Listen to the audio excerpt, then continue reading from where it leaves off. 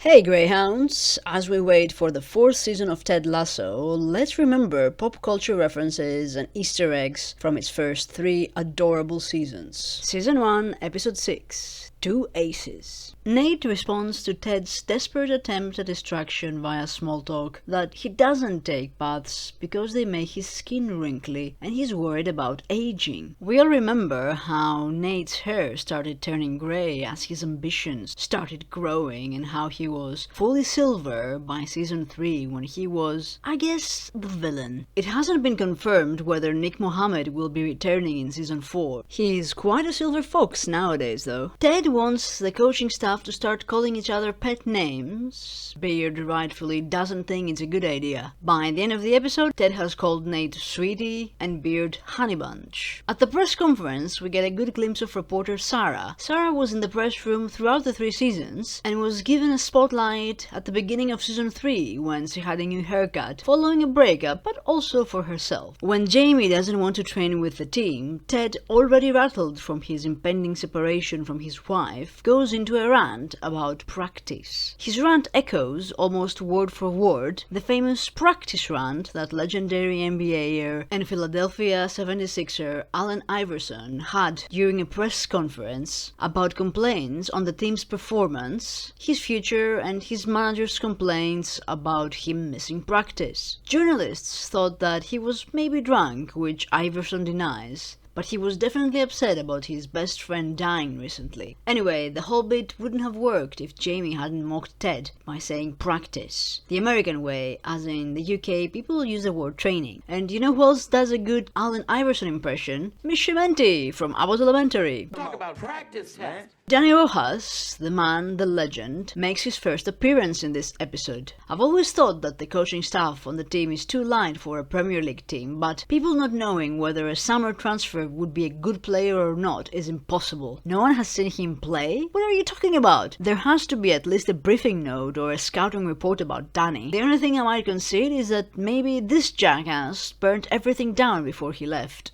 If you think that the Dani Rojas lad looks like he knows football, it's because Cristo Fernandez, the Mexican actor that portrays him, was actually playing football for Guadalajara's Tecos Football Club before an injury on his rodilla ended his career at 15. Pretty amazingly, as of early 2026, Fernandez was trialing with soccer clubs in the United States to return to professional football. The 3 managers that Higgins said were making inquiries about Ted's position are actual football managers. There's Tony Pullis, a Welsh gaffer with a knack for saving teams from relegation, and he has a podcast too. Alan Curbisley, with a reputation on football built on traditional English values, had his last managerial job in 2008. He would be a little rusty for the job. And here he is talking to Nigel Farage on GB News. So it's a no on him. And then there's Harry Redknapp, an interesting character, somehow always in the run to be England's national team manager, but never quite making it. After retiring from managing, he went on to win I'm a Celebrity, Get Me Out of Here, and is always thought of as a replacement manager when a storied team,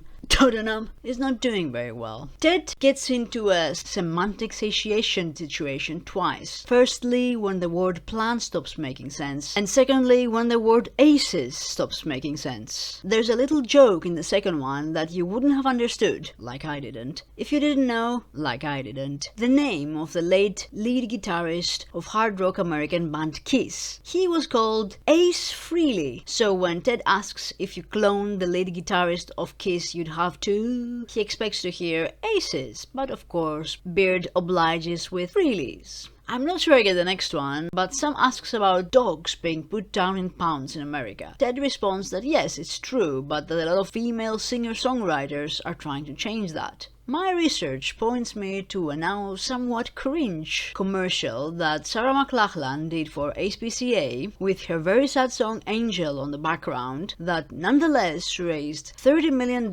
for the Pet Society at the time. There's also a commercial that Sia did for them, slightly less cringe, but probably raised less money. And singer-songwriter Miranda Lambert also has a charity called Mutt Nation, following in the footsteps of iconic singer-actor Doris Day and her animal charity. Are those the ones Ted means? This is the episode about the cursed treatment room. Ted is confident that curses are there to be broken, and he gives 3 examples. The curse of the Bambino was endured by the Boston Red Sox, who saw no sporting success for 86 years after they sold Babe Ruth, the Bambino, to the New York Yankees. Then there is the curse of the Billy Goat, which plagued the Chicago Cubs for 71 years, starting from when William Cianis took his pet goat Murphy to Wrigley Field and was asked to leave as the goat was annoying fans and cursed the Cubs on his way out. Finally, we get the Martin Scorcese curse. He famously won his first Oscar with his 6th nomination, The Departed. Everybody chimes in about what the best Scorcese film is, with Ted saying The Color of Money, Colin saying Goodfellas, Isaac The Age of Innocence, Beard goes for Cape Fear, Roy for Silence, and May for Mean Streets.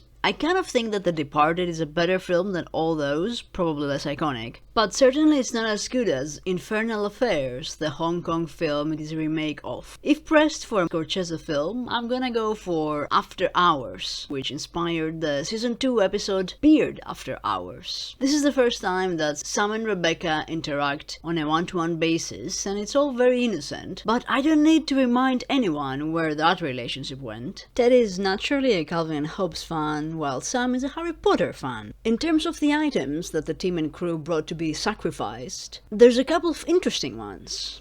Sam sacrificed a photo frame with the national team of Nigeria that played in the 1994 World Cup. Fun fact, they played in the same group as Greece, who followed the famous 4-4-2 system, losing 4-0 to Argentina, 4-0 to Bulgaria, and 2-0 to Nigeria. Higgins sacrificed the collar of his late cat Cindy Clawford. It wasn't the first time we heard of his cat. She was mentioned as part of his family in the previous episode as the pet whose impending death would wreck him emotionally. R.I.P. Cindy. And that's it from me for this episode. If you enjoyed this, please consider liking or subscribing. As always, thanks for watching.